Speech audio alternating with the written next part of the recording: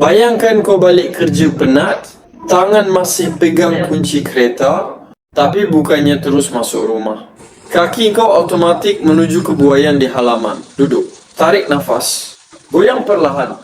Tiba-tiba dunia rasa chill, walaupun sebenarnya tak.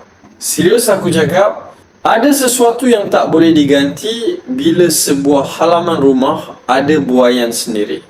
Bukan sekadar hiasan, bukan sekadar tempat duduk tambahan, tapi satu ruang yang semua peringkat umur boleh rasa benda sama. Bila duduk atas buaian dan mula berayun perlahan, tak kira siapa pun, automatik hati jadi tenang. Rentak goyangan tu macam ritme yang menyatukan, perlahan, stabil dan menenangkan. Di halaman rumah, buaian ini jadi titik fokus yang hidupkan suasana. Waktu pagi, ada yang duduk sambil menikmati udara segar, hirup kopi panas dan biarkan cahaya matahari menyentuh wajah. Tengah hari, ia jadi tempat lepaskan penat lelah sekejap sebelum sambung urusan kerja. Petang pula, ayunan bergerak perlahan ditemani angin lembut, perbualan santai dan gelak tak dibuat-buat. Malam hari, suasana berubah jadi lebih syahdu. Duduk seorang diri pun cukup untuk rasa damai, tengok langit dan fikir tentang masa lalu. Buaian jenis double seat dengan rangka besi alloy heavy duty, ini memang direka untuk tahan lama.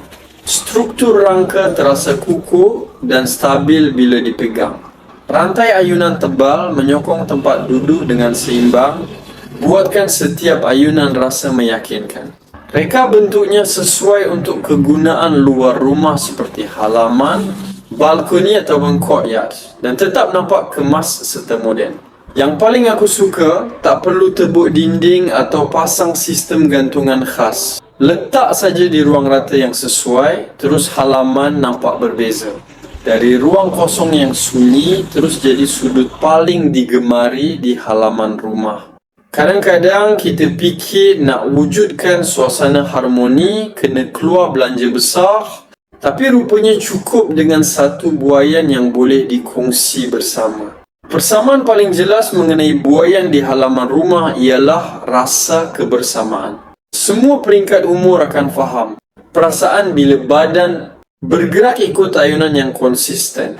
Rasa nostalgia, rasa kembali kepada momen yang lebih sederhana, rasa seperti masa bergerak lebih perlahan daripada biasa. Tak perlu teknologi canggih, tak perlu hiburan digital, cukup dengan bunyi rantai berayun dan angin yang lalu perlahan. Buaian ini bukan sekadar perabot luar rumah, tapi simbol ruang untuk recharge emosi. Ia boleh jadi tempat berbual panjang, tempat fikir keputusan penting, atau sekadar tempat menikmati sunyi tanpa gangguan. Setiap kali duduk di atasnya, ada satu persamaan yang tak berubah, iaitu rasa tenang yang sama dirasai oleh sesiapa sahaja. Kalau kau ada ruang kosong di halaman dan rasa macam ada sesuatu belum lengkap, mungkin inilah jawapannya. Tak perlu tunggu rumah besar atau halaman luas, cukup ada sudut kecil untuk letakkan buaian yang kukuh dan selesa ini. Segera check out sekarang dan jadikan halaman rumah kau ruang paling tenang yang boleh dinikmati oleh semua.